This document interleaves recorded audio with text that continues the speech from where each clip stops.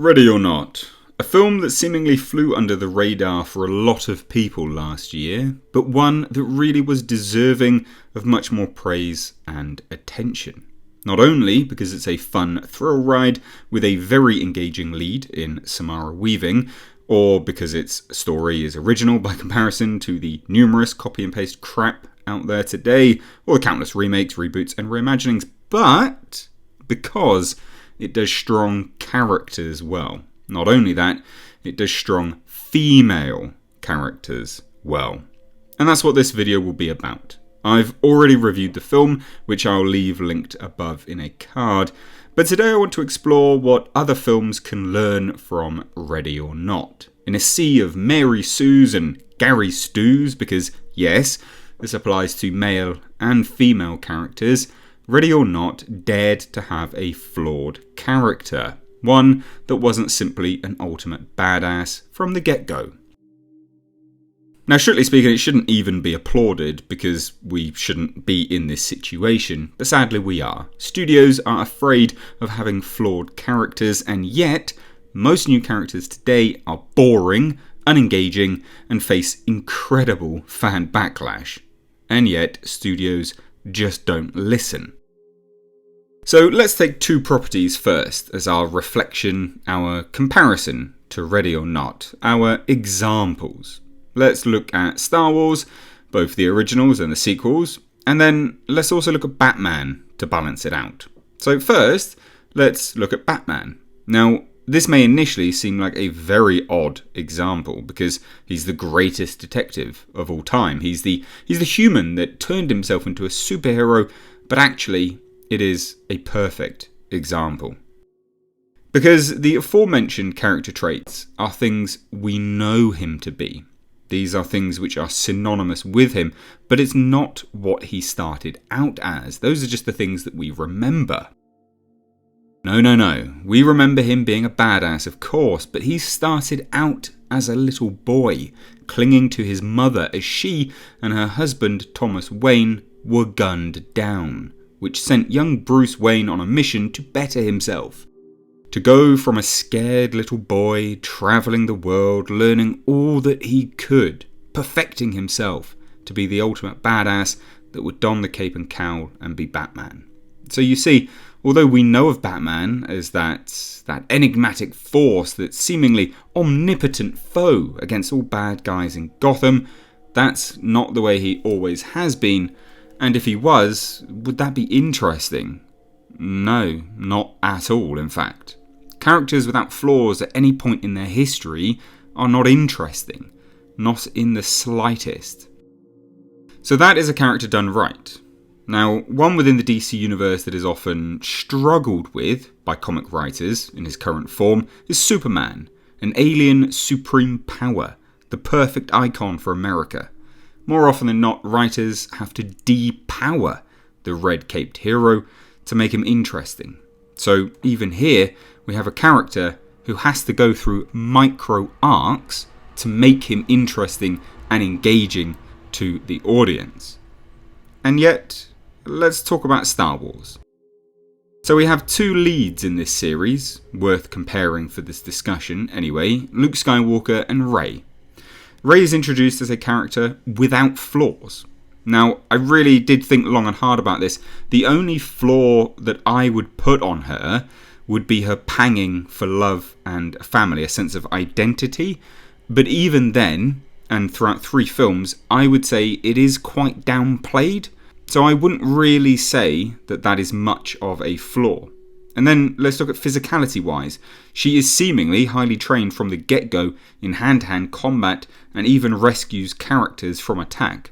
Luke Skywalker, on the other hand, is introduced as this backwater sand-dwelling farm boy who helps out his uncle and has to be helped in battle. In fact, he's quite literally rescued by Obi-Wan Kenobi.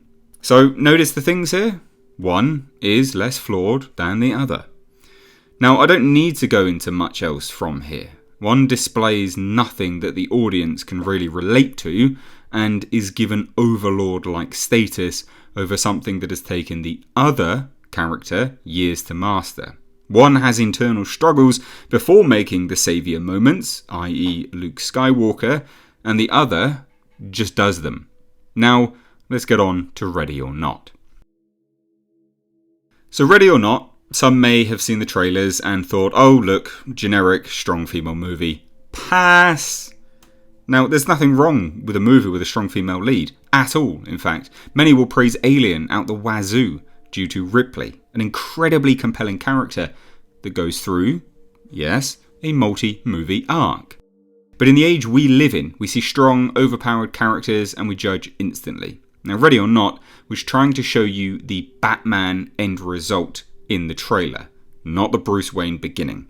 Now, that was, again, done to hook you in, or at least try to. Whether that was a success or not is up to you, I guess.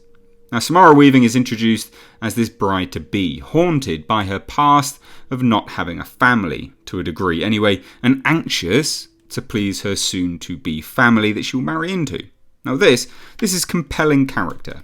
This is showing someone to have flaws that also most people can relate to on some level, be it because they have no family or just this simple anxiety and stress from meeting your significant other's family for the first time and trying to impress them. These are very relatable things, I'm sure everyone will agree. So good, top marks there to Ready or Not. Now again, this is something that is often overlooked and it is removed from most leads, especially women in this day and age, through fear of being called sexist, not representing feminine power or such and such like. Now from here, obviously things do turn south for the character that Samara Weaving is playing and she has to take up arms. Now this is a moment where the filmmakers could have jumped and they could have made her instantly amazing with a shotgun or a pistol. They could have just embraced that badassery that most other filmmakers do. But no, they actually really took their time. In fact, they made this character go through some serious harm's way, incredibly painful situations, and basically they really fucked her up. Now this again gives further points. What the filmmakers did here is present a character that most people can engage with on some level, be it from empathy, relatability, or shared similar experiences. This hooks the audience in. You begin to like the character because you relate to her on some level. Then you present a challenge for this character, and you indulge in that challenge, making it a struggle, not merely something which is overcome immediately. So what the filmmakers did here is get the audience, who are then engaged with this individual, begin to really rally behind her. The filmmakers didn't simply make her the best instantly at that moment, and yeah, you better believe they absolutely could have. It took probably great restraint not to, but that would have disengaged those that were on board, because you lose the relatability. The struggle further engages the viewer. It is actually perfect storytelling from a character development perspective. And so, furthermore, the character struggles on through this painful arc, which at this point we are now fully on board with, because we see subtle signs that she's getting better and might come out on top.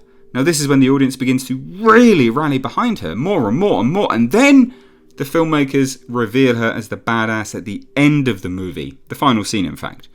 Now the character is only engaging and likeable, and indeed a character, due to the journey that she has been on.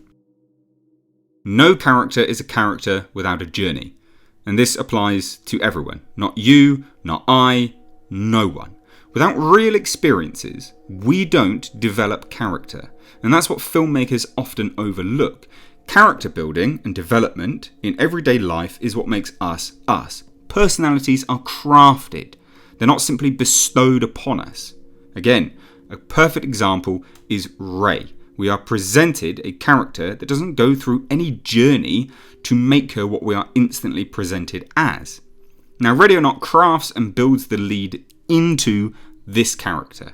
The journey that she goes through in that film is how to do, beat for beat, a strong character, be it female or male, it does not matter. And really, the wider populace of filmmakers and writers should take notes.